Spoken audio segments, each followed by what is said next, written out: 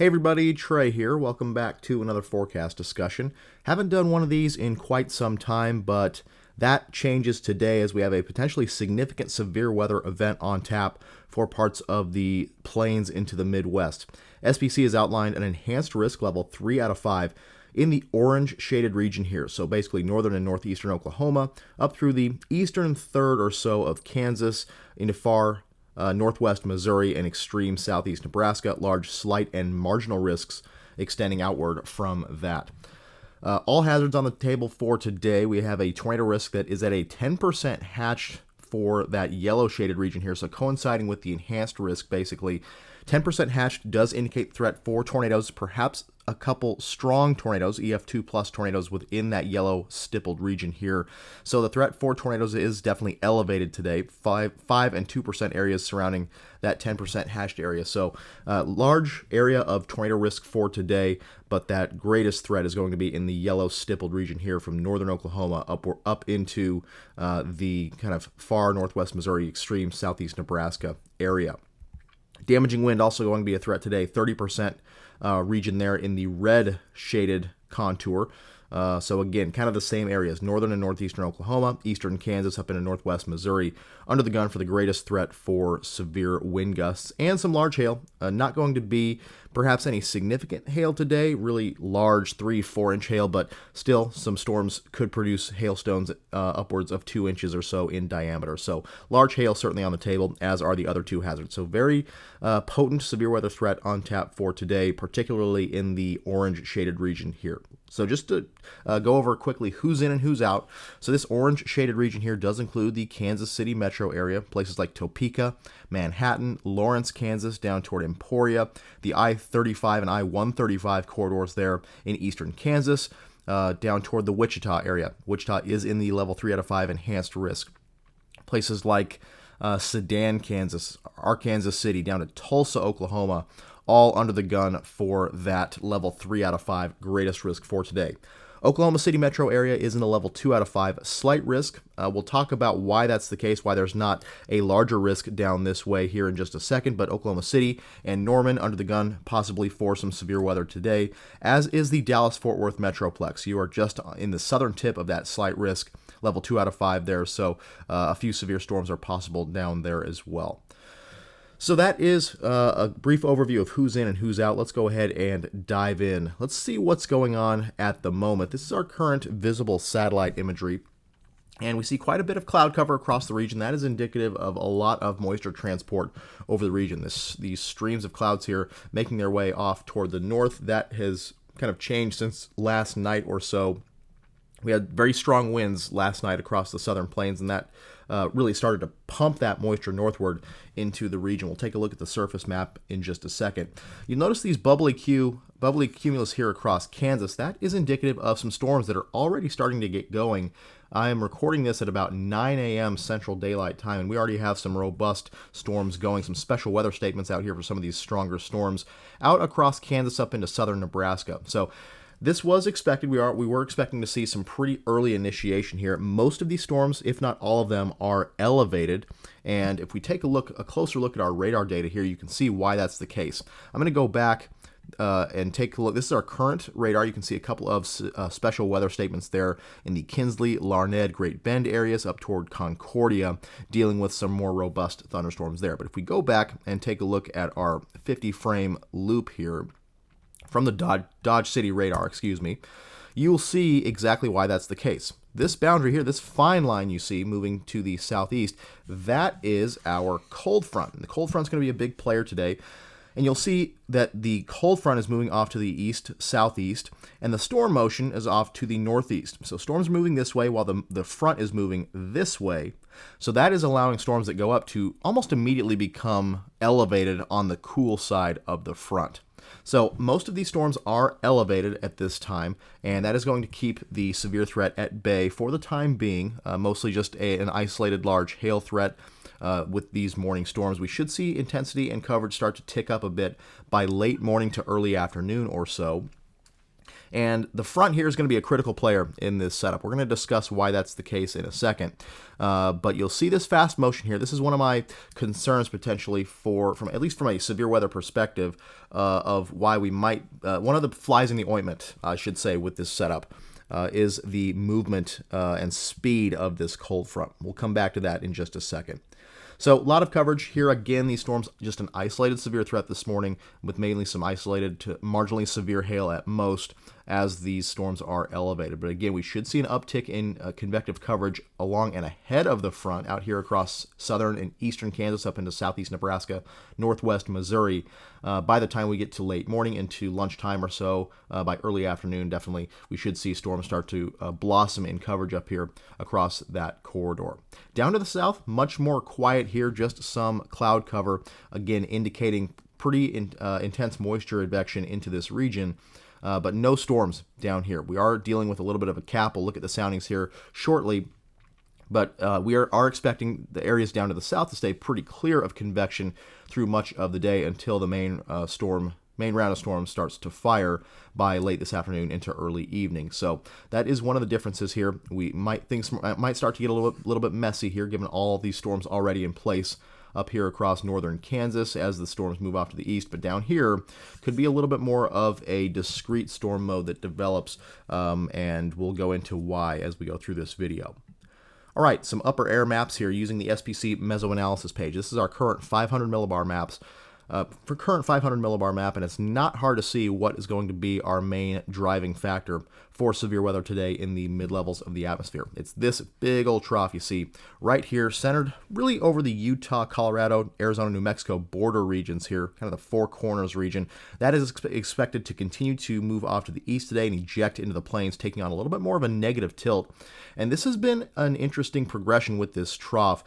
Earlier model runs did not show as potent of a trough, and that's why the severe weather threat has upticked over the last several days. I'm not sure if upticked is a word, but we'll go with it. But the reason that the severe weather threat has increased is how the models have handled the progression of this trough. Before, and I'll show you this when we go through our model data, but before, we were dealing with a lot more of a positively tilted, kind of strung out trough, and now we're seeing a much more neutrally to negatively tilted trough with a little bit of a shortwave perhaps embedded here within the southern portion of the trough that is going to be our main factor for severe weather, main driving factor for severe weather today. So big changes. We've talked about why positively tilted versus negatively tilted troughs are different, tend to be different here in the U.S., with a more negatively tilted trough, you have a little bit more robust of a low level response, and that is more favorable for more robust severe weather. So again, we'll take a look at some of the how the models have progressed with this trough as we go through our model data here in just a bit. But overall, a very potent trough here. Most of the strongest flow is relegated to the exit region and in the east side of this trough. So this is somewhat of a trough that is at or past its peak. So we should see a weakening of this trough as we go into the next couple of days, instead of when you have most of your flow here on the back side to the base of the trough. That is when you know you have a maturing trough, but still, this trough should take on a little bit more of a negative tilt as we go into the afternoon hours, and we should have our exit regions firmly entrenched across this central to southern plains corridor, providing ample lift for plenty of storm initiation across these regions. Let's go up to 300 millibars here, see what's going on. Very similar look to what we saw at 500 millibars. Again, most of the strongest flow in the exit region of this trough, indicating somewhat of a decaying trough. Not a ton of defluence here in the exit region of this trough. As we take on a little bit more of a negative tilt, we should see a little bit more of that defluence here spreading across parts of the central and southern plains. Again, that defluence aloft, as we've talked about ad nauseum on the channel before, is when the winds aloft here at 300, 250 millibars start to spread apart. That creates a void, and the atmosphere doesn't like that void, so it brings up air from below to fill that void, and that is how we attain rising motion for storm initiation in given severe weather environments. So we should see an increase in defluence here as we go into the afternoon as the exit region of this trough moves into the central and southern plains. Down at 700 millibars here, we see trying to pick out some short waves, perhaps a little bit of one here that might be starting to initiate a little bit of this convection out here across Kansas. A little bit of extra forcing in a localized manner there to initiate some storms there across Kansas. That should move out pretty quickly. Main shortwave still sitting well back here across the desert southwest. We see quite a few ripples here in the flow, maybe one sort of in here, one back in here as well. And again, these will rotate through going into the afternoon and be definitely players in helping initiate storms across the central and southern plains. 850 millibars. We have a very strong low-level jet that is in place and has been in place for the past day or two. As we started to see this trough make its way in, the low-level winds have strengthened pretty considerably out of the south or south-southwest, really pumping that moisture northward. Yesterday, I recall I was on a flight back here to Oklahoma City, and we encountered some pretty strong winds as we made our approach to the Will Rogers World Airport here in OKC. That was the low-level jet, and you could look up this morning and really see the clouds racing off to the north. That is the low-level jet. 40 to 45 plus knots of flow here out of the south or south-southwest across a broad swath of the country here, all the way up into the Great Lakes region in eastern Canada, down into South Texas, dealing with this very strong low-level flow.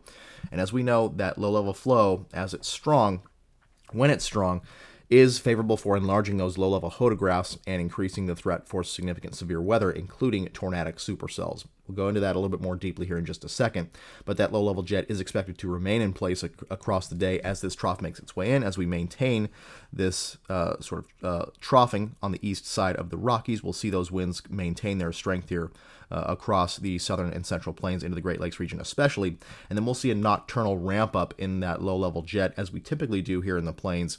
As the trough really starts to eject into the region, we start to get stronger low-level cyclogenesis out here across the central plains. We'll see those low-level winds really start to ramp up, and the models show that pretty explicitly. So that profile, especially the wind profile, will be favorable for significant severe weather, including significant tornadoes, especially as we go into the evening hours tonight, when the low-level shear really ramps up on the increase of this low-level jet. Some surface data for you here. Actually, first, let's take a look at our broad surface map to show you what's going on. There is a surface low that has been up here in the Great Lakes region, another one up here in Canada off your screen, I believe. But from this surface low is a cold front. We'll zoom in here in just a second to our raw data, but our cold front extends down here into southwest and south central Kansas, back to a weak surface low that is developing across the Oklahoma and Texas panhandle regions. Again, with our earlier model solution several days ago with a more positively tilted trough, this secondary surface low down here in the southern plains was non-existent. And so we were seeing a little bit more of a nebulous low-level pattern, low-level wind field, not really any focus for severe weather. Well, now that has changed with a little bit more of a negatively tilted trough making its way in and ejecting into the central and southern plains. That has allowed a little bit more of a surface low to develop, winds at the surface backing a little bit and strengthening, allowing for a little bit stronger low-level flow in this setup. But this secondary surface low will be an impetus and a potential focus for robust severe weather development later this afternoon as it meanders off to the east. And this cold front, again, the cold front going to continue to move off to the southeast, and that may be an issue and may decrease the window for robust discrete supercells down here. But with southern extent a little bit farther removed from the cold front, we may be able to still see a relatively longer window for discrete supercells. But those are the main features here at the surface. Let's go ahead and take a look at our raw surface data, starting with our southern plains sector. Robust moisture, again, has made its way into the region. Dew points in the mid-60s or so, all the way up to the Kansas border here. Oklahoma City sitting at 71 over 64 at the moment. This is our latest surface data. I just refreshed the page. So 64-degree dew point at Oklahoma City right now. Dew points in the mid to upper 60s along into the south of the Red River. DFW at 68-degree dew point, 70s dew points not that far away, just sitting to the south of the DFW metroplex there.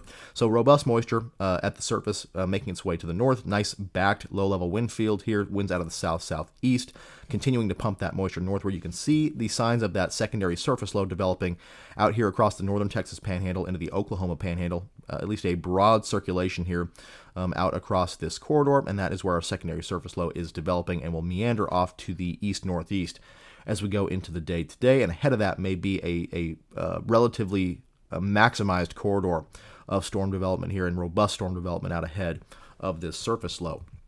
Taking a look off to the north, we can see where our cold front is very clearly. Very clear wind shift where this boundary is. Winds off to the north across Nebraska, western Iowa, northern Kansas here.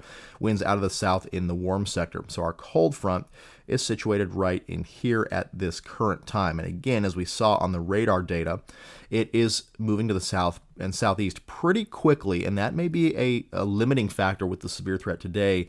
Again, a lot of storms right now. The storm motion today with those winds aloft out of the southwest, so we'll have more of a northeastward storm motion with a frontal zone that is moving to the southeast. You can see how that might be an issue for maintaining surface-based convection. We have storms that go up, move off to the northeast, and then that cold front comes in and just kind of sweeps underneath them and undercuts them. So the storms along the frontal zone may not have enough time to maintain surface-based characteristics, but we do have a fairly wide warm sector here. I'll get rid of all these arrows for you and redraw in this cold front so I can make my point here.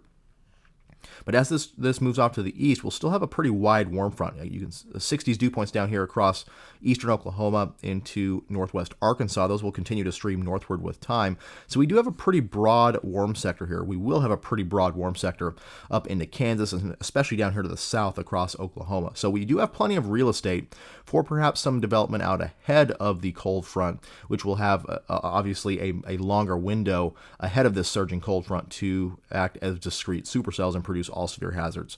So that is something to watch. We'll take a look a little bit more closely as we look at the model data, which gives you a little bit of a better illustration of what I'm talking about here. But we do have the potential for some prefrontal supercells out here ahead of the convection developing along the cold front, and that should make that should have the best threat for a significant severe threat. We do have a dry line as well. Let me get rid of this secondary arrow here. So here's our surface low, cold front moving off to the southeast. We do have a dry line that is in place. I'll draw it in brown here. That is developing and will continue to tighten as we go into the day today. You see dew points down here across New Mexico up into the upper 20s to low 30s, dew points in the 50s out here, and 60s, of course, out here to the east. So our dry line, a little bit diffuse at the moment, but again, that will tighten up pretty significantly as we go into the day today. Something that looks a little bit like this at the moment. Again, that it will sweep off to the east as the low moves off to the east as the trough ejects. We'll see it set up somewhere here, likely to be in western Oklahoma at some point. Now, this cold front is moving a little bit faster than models were predicting, and I'll show you here. I'll just give you a little sneak peek. I'll go back a couple of model runs here to maybe a couple of days ago. So again, we're at about a 14Z today, and I'll zoom in here on our Southern Plains sector. So we'll say by 12, by 15Z, so our cold front here, actually I'll go to our Central Plains sector. Our cold front on these latest models, on the earlier models a couple days ago, was up in here, southeast Nebraska into northern Kansas with our dry line off to the south. Well, you can see that we have kind of outrun that pacing here with this cold front. The cold front has now clearly draped into the Oklahoma and Texas panhandles down to that surface low. So we are seeing a little bit more of a southward progression perhaps of this cold front than what models were showing. It was kind of up in here, that triple point with those earlier models. So a little bit faster progression of the cold front. And again, that may limit the ability for storms to remain surface-based, especially those that form right along that cold front. We should see convective coverage again increase along that cold front by late morning to early afternoon up here in the Kansas to southeast Nebraska, northwest Missouri corridor. But again, down here to the south, a little bit farther removed from that cold front, longer window for perhaps some more significant supercell development later on. Some observed soundings here. We'll start off to the south at Dallas-Fort Worth this morning, 12Z, 7 a.m. Central Daylight Time, and this is about as textbook as it gets ahead of a severe weather day. This is a loaded gun sounding, if I've ever seen one. Very, very deep moisture, so our moisture quality here with this setup is very pristine here. Deep moisture at the surface, 74/68, extending all the way up up above 850 millibars to about 800 millibars or so, or just above that. So very, very deep moisture beneath this capping inversion. A little bit perhaps of an elevated mix layer here. Lapse rates aloft in the mid-levels have steepened to above 8 degrees Celsius per kilometer. So a nice thick layer of capping inversion here associated with what looks to be an elevated mix layer. So we already have a little bit of elevated instability in place, and that those lapse rates will maintain themselves through the day. They should maintain themselves through the day. And allow that instability to blossom as we go into the afternoon, especially as these morning clouds clear out, which they should do by afternoon. We already have some breaks in these clouds, but we should see some clearing from west to east here across Kansas into Oklahoma by this afternoon, which should help bolster those surface temperatures and allow those lapse rates to remain steep and instability to grow. So a very much loaded gun sounding here this morning at Dallas-Fort Worth. Low-level shear is very strong thanks to that low-level jet in place, 40 to 45 knots or so at 850 millibars, leading to enlarged photographs at this point. Again, that should maintain itself through the day, especially as we go into the northern half of Oklahoma, into Kansas and areas to the north. That low-level jet will maintain itself. To the south, as you get into North Texas, we may see a decrease a little bit farther removed from that low-level cyclone. So we may see a little bit of a decrease in low-level shear as we go into the afternoon, with southern extent down into North and central Texas. But still, plenty of low-level shear at this point, and those photographs will lengthen as we get that 500 millibar trough to make its way in. 500 millibar winds at this point very, very weak, so not much of a lengthy photograph here, but that again will change as we get those stronger 500 millibar winds associated with the trough to move in. We'll see those photographs remain enlarged in the low levels and lengthen, favorable for supercells with all hazards. Going up to OKC this morning, or Norman, much of the same here. Nice, deep, moist layer beneath this capping inversion and elevated mix layer there. Again, very steep lapse rates aloft. This is about as textbook as it gets. This is kind of your typical football goalpost sounding, or loaded gun sounding, some drier air aloft above a very deep, low-level moist layer. This is about as textbook as it gets ahead of a severe weather day, and instability will only continue to increase as we go into the afternoon, as that sun starts to peak out and the trough starts to move in. Here, very large low-level photographs as well, a little bit stronger 500 millibar flow already, and again, that will strengthen as we get that trough to move in, but very strong low-level shear at this point, upwards of 450 meters squared per second squared effective storm relative helicity. With this kind of a sounding, this is a textbook look for significant severe weather, for the morning of a significant severe weather event. Up here at Topeka, much of the same. We do already have quite a bit of elevated instability in place. Very steep lapse rates aloft, once again in place. Already some elevated instability, 1,300 joules per kilogram of moocape already in place. So that instability is elevated, and again, storms should maintain their elevated nature as they remain on the cool side of the front. Currently, again, we will see convective coverage increase along and ahead of the front by this afternoon.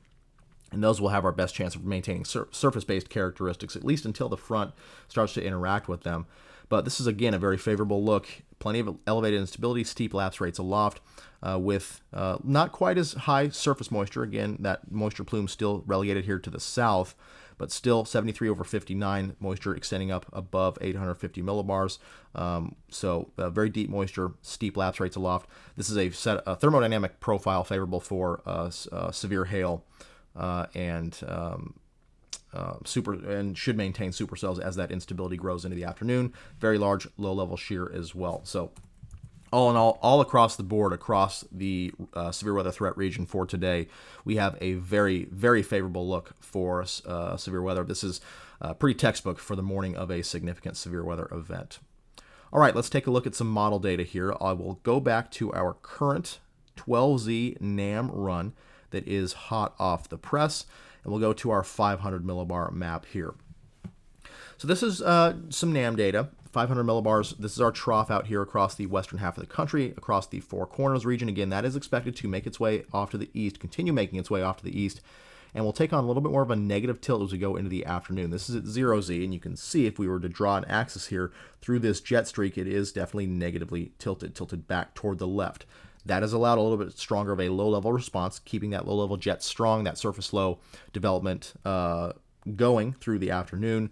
And so we have a little bit more robust wind fields here, especially in the low levels ahead of this trough. And you'll see our exit region kind of perfectly in line with where our threat regions are for today. If we were to kind of surround or draw in our jet streak here and use our 4-quadrant model, left exit region up here across the northeastern Kansas, southeastern Nebraska, right exit region here across eastern Kansas into northern Oklahoma. So that is a little bit, this may be lagging behind just ever so slightly. If we were to see this jet streak almost kind of in here, these reds and yellows over in here, I'd be a little bit more gung-ho about earlier initiation with these storms. Storms may hold off here, especially with southern extent across southern Kansas into northern Oklahoma until late this afternoon to early evening when we finally start to get this trough moving in. So this is maybe just a couple hours on the slow side here, but that still should not preclude a significant severe threat again, because this evening, as we talked about, that low-level jets should start to ramp up pretty significantly, so those wind profiles will start to get really strong by early evening. And thus, any supercells that are developing in this corridor from eastern Kansas into northern Oklahoma will pose that all hazards, perhaps significant all hazards risk. So that trough will continue to move in, and it will move off. Again, you can see the decrease in the amplitude of this trough with time, with most of that stronger flow relegated to the eastern side. It is a decaying trough, and you can see it loses its amplitude as we go into the overnight hours tonight as it ejects off into the Midwest. But for us, doesn't mean much at all. Negatively tilted, strong jet streak here impinging upon this region, providing plenty of forcing for ascent along with our surface features to induce a severe weather risk for today. Let's go down to the surface real quick here. And so we'll take a broad look at things here first. So our surface low up here in the Great Lakes region, right in here, cold front, pretty clear temperature gradient here, draped down this way through our wind shift down to a weak surface low down here in the northern Texas panhandle, into the Oklahoma panhandle. Plenty of warm sector out ahead of this. And you'll see how fast this cold front is expected to move going into the afternoon. It does continue to move off to the southeast. Weak surface low development down here across, continuation of surface low development out here across the Texas panhandle into western Oklahoma. This is at 0Z. I'll zoom into our southern plains sector here. And so our cold front is progged at this point to be somewhere in here, right through this wind shift. And our dry line is going to extend down this way through that surface low down to the south. So this is a little bit of a triple point up here, and usually our triple point would be our favored location for severe weather development. But again, with that front moving to the southeast, storms that fire on the triple point will move off to the northeast. That front is going to undercut those storms pretty significantly, pretty quickly, as they fire along that frontal zone and along that triple point. So that is my concern, at least from a storm chasing perspective, of perhaps this target up here. From a severe weather perspective, as storms get undercut, as they move off to the northeast and get undercut by this front, that is going to be good. That is going to limit the severe threat, and especially limit the tornado threat, and that will pose more of a large hail threat with storms that are behind the front on the cold side of the front. But you can see out ahead of the front, plenty of warm air out ahead of this frontal zone, out ahead of the dry line. So we do have plenty of real estate for supercells to maybe fire out here out ahead of the main frontal zone and dry line to pose that all hazards risk. And they will have more of a window to remain in this warm sector and remain surface-based out here ahead of these boundaries. Speaking of our boundaries, let's take a look at the moisture here. Let's take a look first at the northern portion of the risk area. So zooming back to, this is at 12Z, cold front right in here, and you'll really see the motion of the cold front clearly as we go into the afternoon. Doesn't really surge off too much going into the afternoon. Definitely some southeast motion, east-southeast motion by 0Z, and then overnight it really starts to take on, really starts to surge as the main trough moves in. So we should see, this might not be fast enough to really undercut these storms quickly, so these may have a little bit longer of a window than I suspected earlier, because the cold front maybe not surging super fast for any storms that fire out here along or just ahead of the front. They will have a little bit of a window to remain surface-based. But the one thing here, our cold front draped off from northeast to southwest. If we look at our shear vectors with respect to that initiating boundary, they are pretty much parallel, exactly parallel to that boundary. So we should see a lot of updrafts interacting with one another along this frontal zone, and so that should lead to a more messy storm mode along the cold front. a pretty quick transition to a or linearly organized system up here in the Kansas to Nebraska and Missouri and southern Iowa corridor there. So that would mean more of a damaging wind threat, perhaps some embedded tornadic circulations as well, but not really expecting more of a discrete supercell, long track, significant tornado threat with storms that are along the front up here because of the shear vector orientation being very parallel to that cold front. Again, out ahead of the cold front, there is some real estate, so we could see some supercells out ahead of the main line along the front. Those could maintain discreteness for a little bit longer, but along the front should be a fairly quick transition to a more linear storm mode. Let me shift to the south here, the southern portion of the risk area down southern Kansas and Oklahoma. So this is at 4 p.m. Our dry line is in here along the Oklahoma-Texas border, much farther west here than I suspected earlier, but with our dry line all the way out in here toward the New Mexico-Texas border at this point, that is definitely more plausible. So we could see a westward shift with some of these outlook lines, maybe just a tad to the west as we go into subsequent outlooks. But this is at 4 p.m. This is at 7 p.m. That dry line does kind of hang out across western Oklahoma, but that cold front is definitely making some southeastward progress. So, but you'll notice, again, plenty of real estate out ahead to promote perhaps development out ahead of the boundaries here. But farther south along the dry line, not impacted by the cold front, at least initially through the afternoon or early evening, these storms will have a better tendency to remain discrete. So there's our dry line at 4 p.m. And our shear vectors, you can see a much better angle with respect to the initiating boundary of those shear vectors. A lot more perpendicularity with those shear vectors down along the dry line. So storms from northern Oklahoma southward will have a much better chance of maintaining a discrete nature, especially early on in the event when we have just forcing that is just starting to impinge upon the region. Our trough just starting to make its way in here. So forcing may maintain a somewhat weak nature initially, and storms should fire by late afternoon to early evening in this corridor and should maintain some semblance of discreteness or semi-discreteness for a decent amount of time. And then the cold front surges through by mid to late evening or so and kind of just lines things out into a big MCS. And behind that, we'll have some much cooler, drier air. So, very interesting setup here. Let's go ahead and take a look. Before we do some soundings, I'll zoom back out here. I want to show you the progression of the low-level jet today. So again, very strong low-level jet at this point in the morning.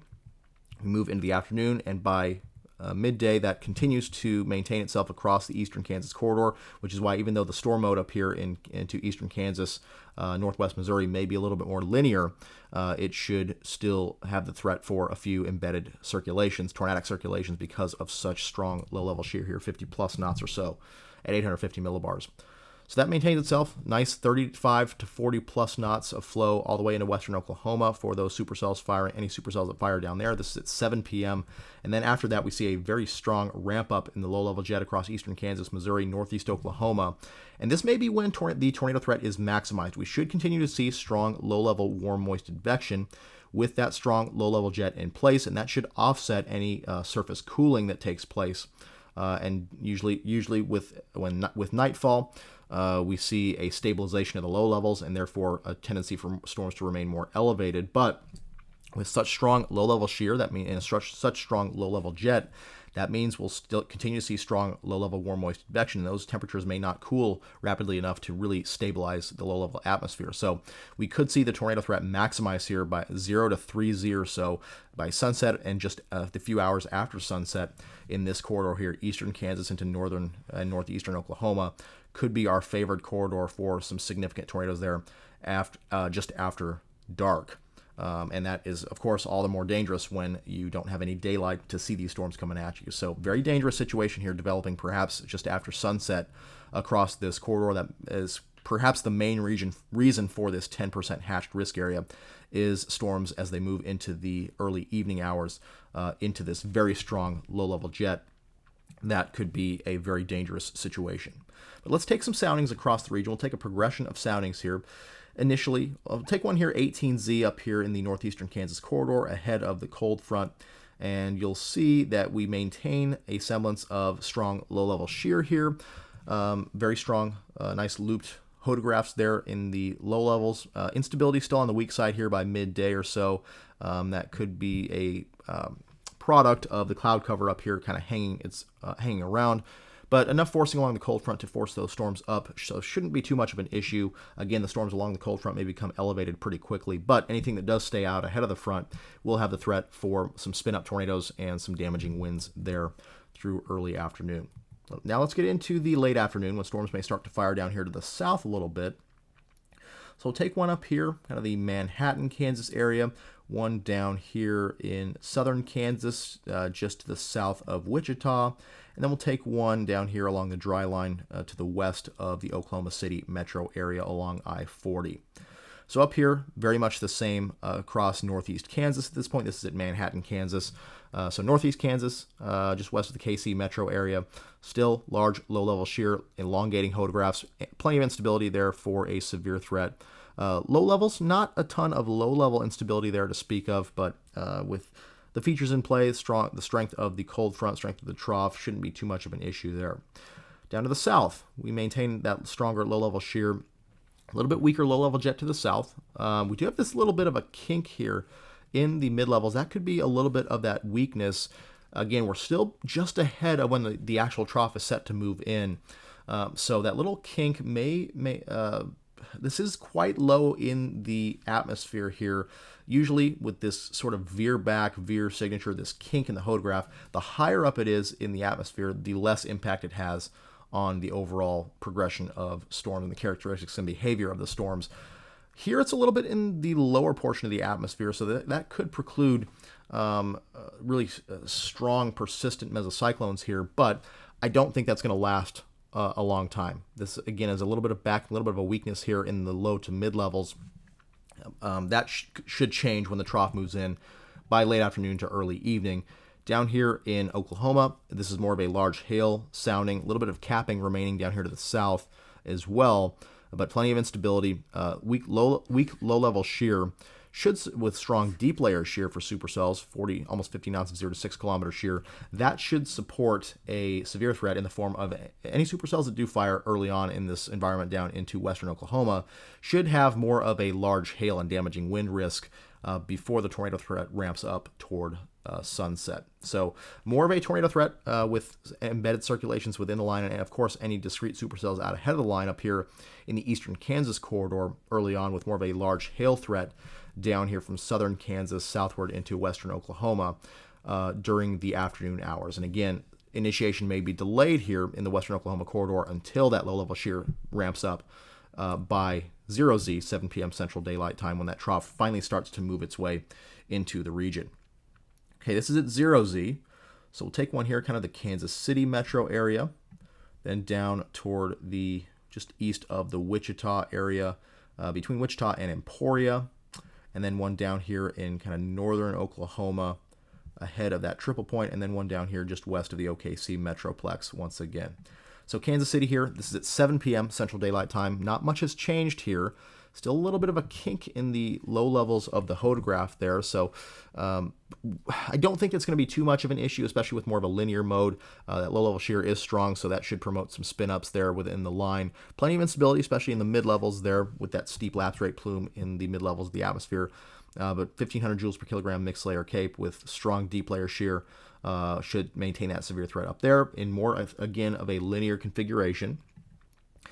Down to the south, though, here is where things get a little bit more interesting. That kink is no longer here. This is, again, between Wichita and Emporia, maybe just east of the Wichita area. And this is a very nasty-looking environment here. Very strong instability, strong low-level instability has started to take shape as well. 160 joules per kilogram, 3 cape. You can see very fat cape in the low levels of the atmosphere there.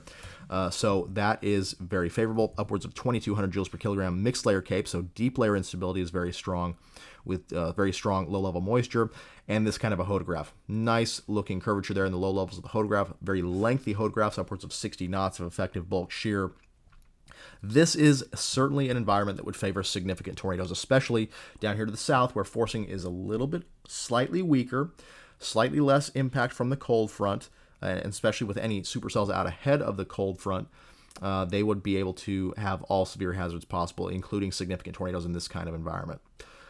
Down here to the south, northern Oklahoma, not as much low-level shear to speak of here on the NAM. This could be just a model quirk. I don't know if this is going to be all that accurate, but I think any supercell in this environment would have a threat for tornadoes, including some strong, especially as we start to see strong low-level instability build in. Any vorticity near those near those surface boundaries could be ingested into these storms to help aid in tornadogenesis. Strong deep layer instability 2,400 joules per kilogram. Mixed layer CAPE. This is certainly an environment favorable for all hazards. And same thing down here in western Oklahoma. So this is definitely an environment there. Definitely the best environment looks to be in that kind of southeast Kansas to northern Oklahoma, northeast Oklahoma corridor, Wichita eastward, El Dorado, out here toward Coffeyville, Sedan, Arkansas City, down into the I-35 corridor, and just east into Oklahoma. Bartlesville, Ponca City, over toward even down, perhaps down toward the Tulsa area as well eventually. 3Z here, the cold front starts to surge a little bit, but any discrete supercells will have a threat for all severe hazards here. It's going to take a couple of soundings here far southeast Kansas, and then we'll take one here just west of the Tulsa metroplex there, and then down toward OKC. Some storms could be down there toward OKC. And this is definitely a scary-looking profile as well. That low-level shear jumps dramatically after dark, upwards of 60-knot winds at 1 kilometer above the surface, really enlarging these low-level photographs, almost 500 meters squared per second squared effective storm relative helicity. Not much stabilization in the low levels of the atmosphere there. Still very moist and unstable environment here, southeast Kansas. This would maintain that significant tornado threat, including in any circulations embedded within the line, but more so with any discrete supercells that are remaining either out ahead of the line or just kind of on the tail end of the line.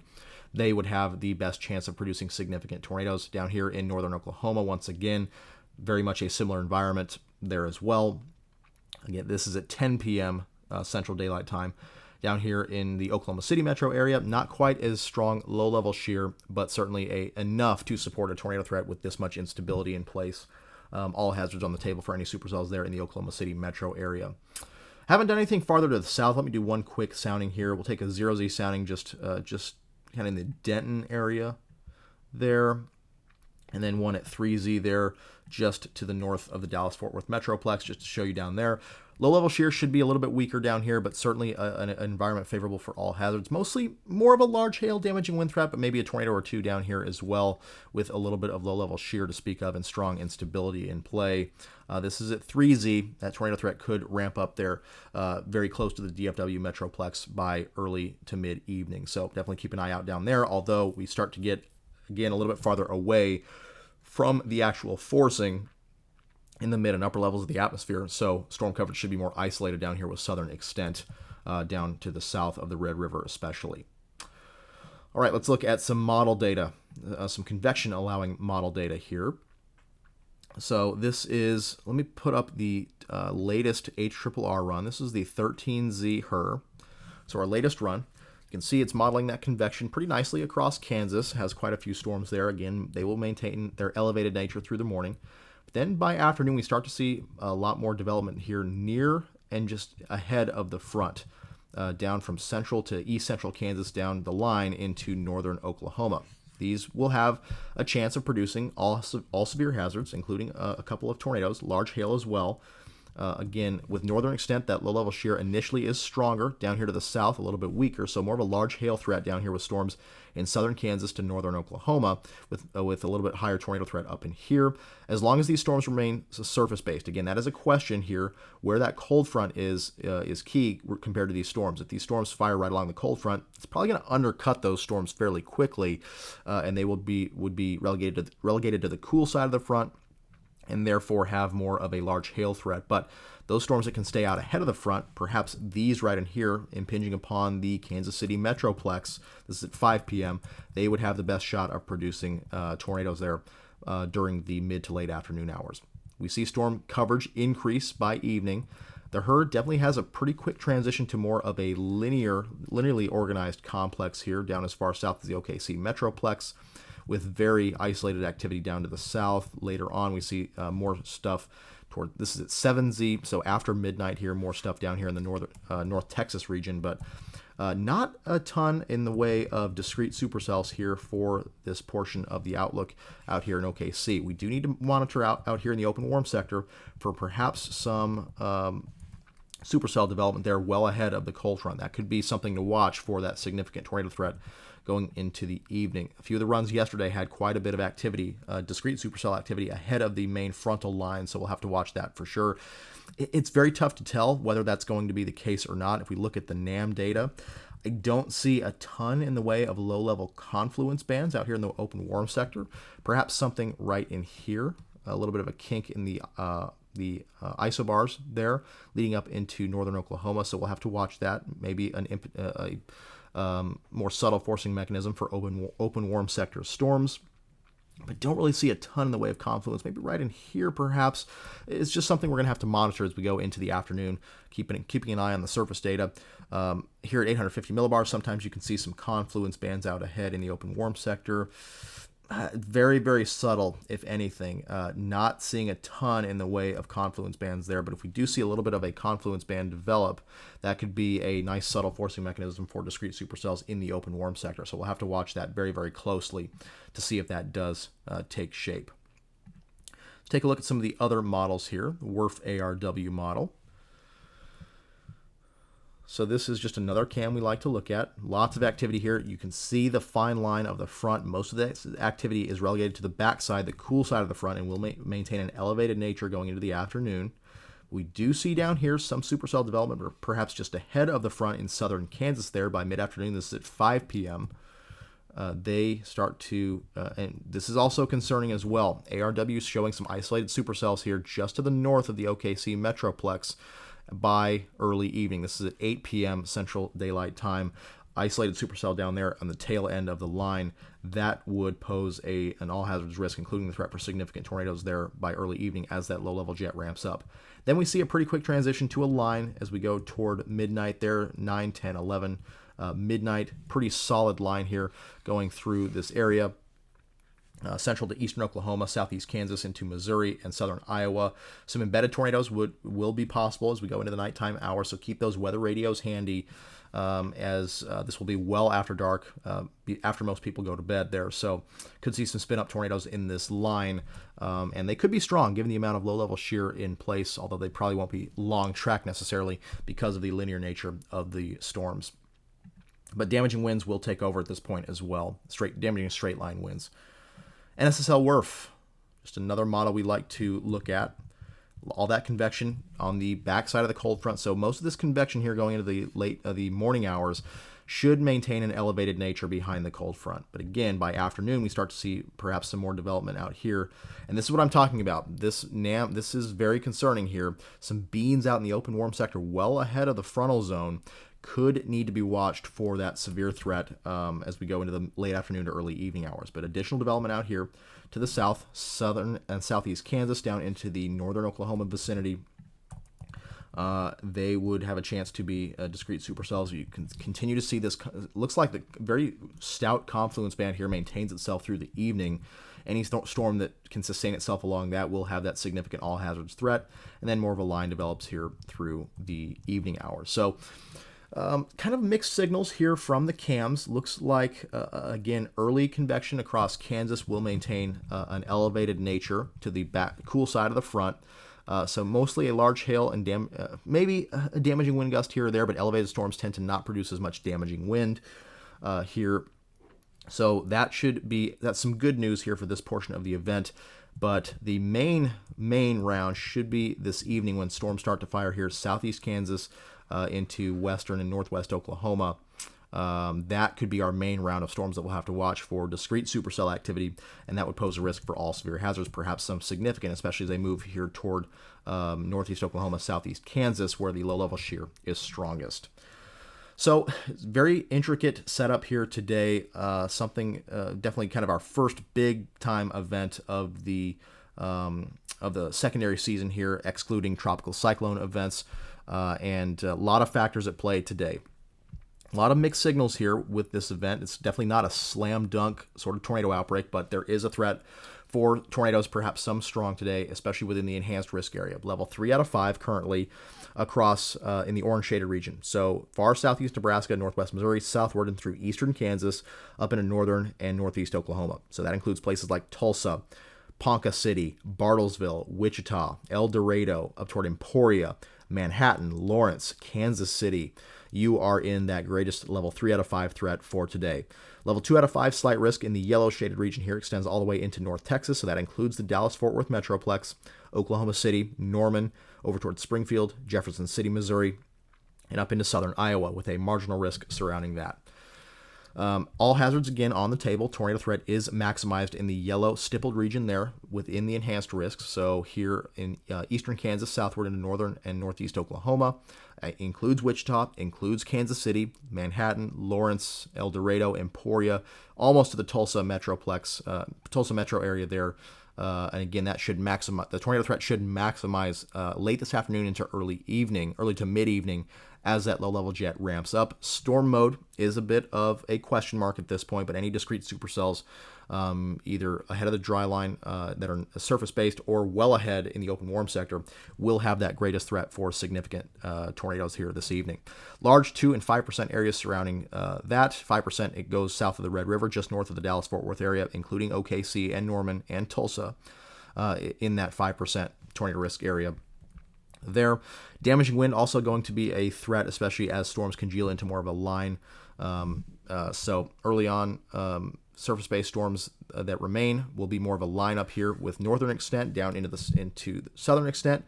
Storms will eventually congeal into a line by mid to late evening here across northern and northeastern Oklahoma, southeast Kansas, posing a damaging wind risk and embedded spin-up tornado threat as well, and some large hail with any discrete supercells that form and any elevated storms behind the front. They will pose the greatest threat for some large hail with this setup. So very significant severe weather day on tap for today. If you live in the orange area, especially orange shaded area, but in any of these yellow or dark green areas, definitely keep those weather radios handy. Keep multiple sources of weather information at hand in case severe weather has your way. Have a plan in place, and we'll get through this just fine. So thanks for hanging in with me. I know this has been a long one, but a very intricate setup for sure, and one that could see a lot of folks dealing with some nasty storms later on today. So with that, thanks for watching, and we'll see you in the next video.